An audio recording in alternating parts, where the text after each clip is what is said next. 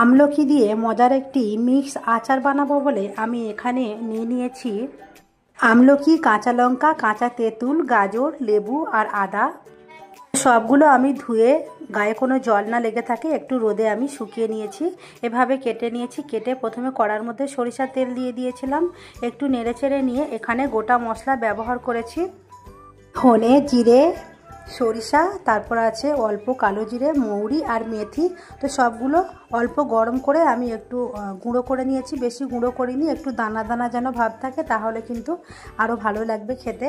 তো এখানে বিট লবণ আর সাদা লবণ আমি দিয়েছি এর মধ্যে। একটু নেড়ে চেড়ে নিয়ে গ্যাসটা অফ করে দিয়েছিলাম। তারপর যখন ঠান্ডা হয়ে গেল একটা বয়েমের মধ্যে ভরে নিলাম।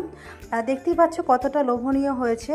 খেতেও কিন্তু অনেক স্বাদ। যে যে উপকরণগুলো আমি এর মধ্যে দিয়েছি সবগুলোই কিন্তু অনেক উপকার পেটের জন্য। আর সারা বছর এটা সংরক্ষণ করে রাখা যাবে। তোমরা চাইলে তোমরাও বানিয়ে নিতে পারবে।